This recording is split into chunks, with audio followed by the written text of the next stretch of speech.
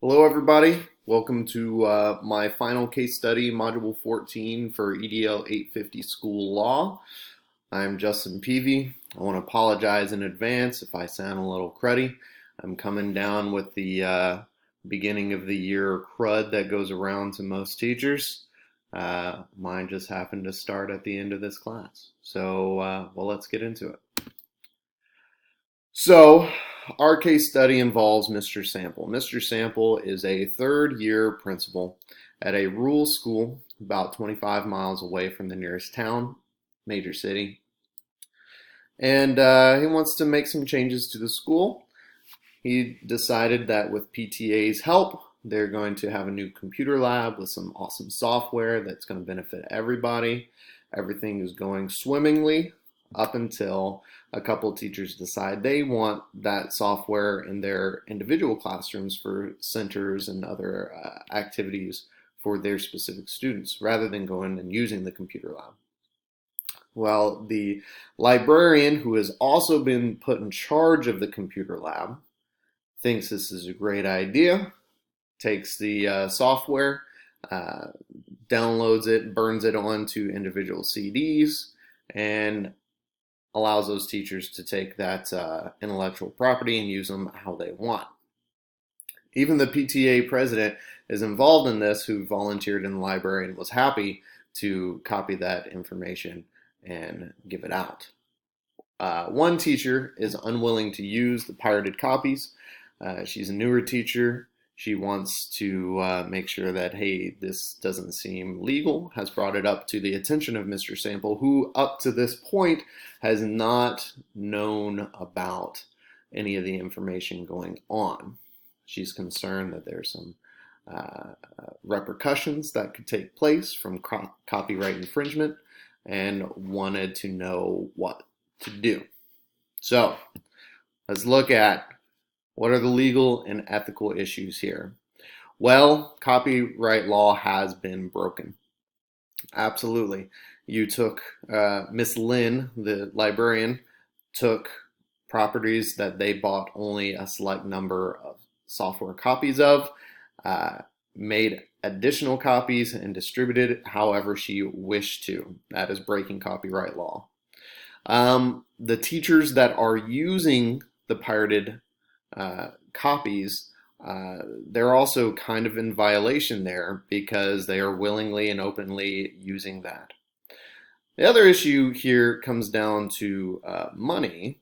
It involves PTA because PTA purchased the information and the PTA president was knowingly involved in copying the information and distributing.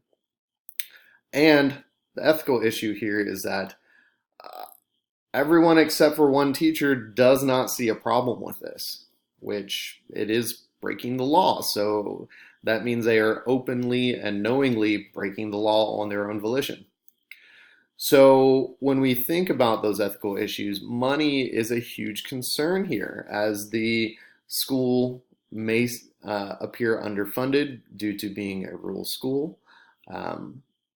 And then Miss Lynn's statement, we are stretching PTA money to help all students and teachers. So it really comes down to, well, is it okay to break the law as long as we are helping students? The answer there is a resounding no. No, it is not okay to break the law. In fact, if found out, each one of these teachers, PTA president, and the school could be found in violation of copyright law, and repercussions including losing your job or even paying hefty, hefty, hefty fines could take place. So, what does this all mean? A teacher took it upon herself to break copyright law for the benefit of the entire school and sees nothing wrong with her actions. So what are the facts?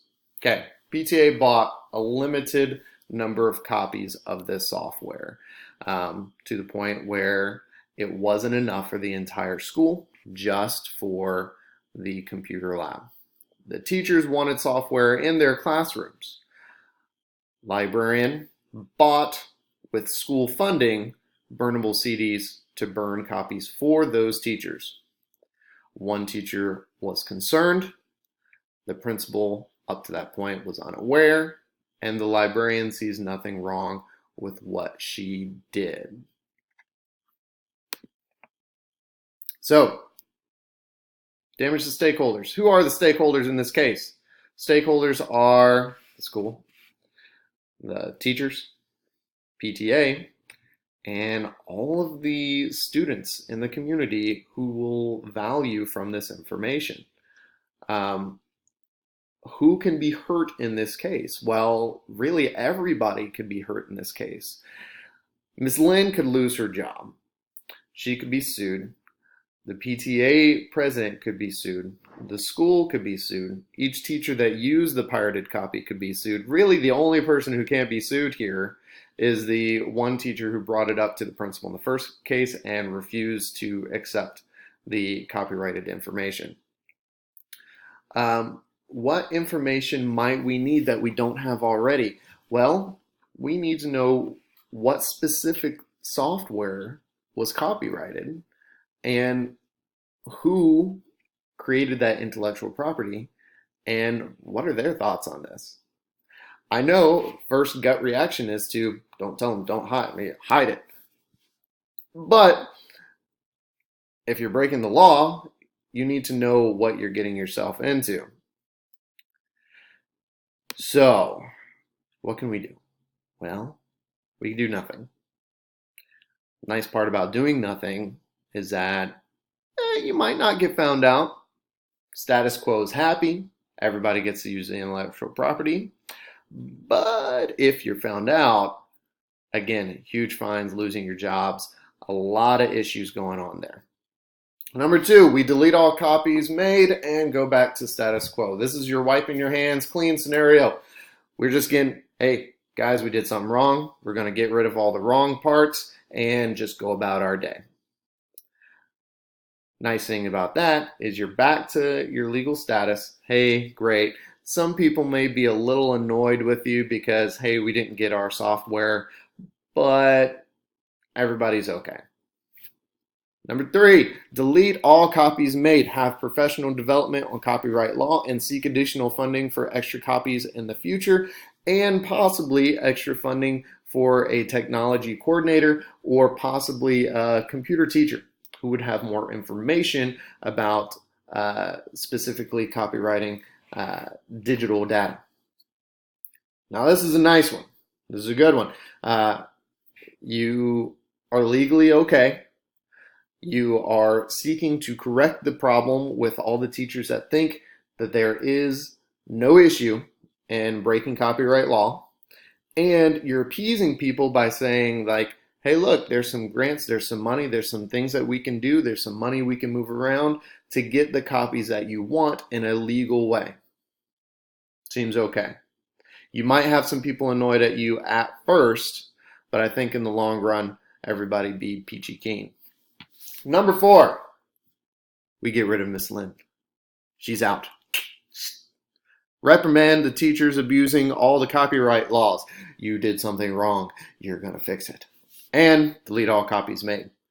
Okay, we legally have to do that anyways. We got to go back to our status quo. Now this one, you're going to ruffle some feathers. Yeah, you're going to upset some people. You're going to find Miss Lynn in breach of her duties as a teacher because she broke the law. You're openly reprimanding teachers for breaking the law, and you're getting rid of the evidence. Okay, people are going to be mad about this one. They are. Now, you might be able to recover from this in a couple of years by hiring and training staff over the long run and getting rid of the problems early on. But yeah. So evaluating the options. Okay. So doing nothing. You're kind of 50-50 there, really. You might be okay. You might not be okay. People may be happy. People may lose jobs. It's shooting fish in a barrel. You might, who knows? You're going to hit something, good or bad. you gotta, in my opinion, you gotta delete the stuff.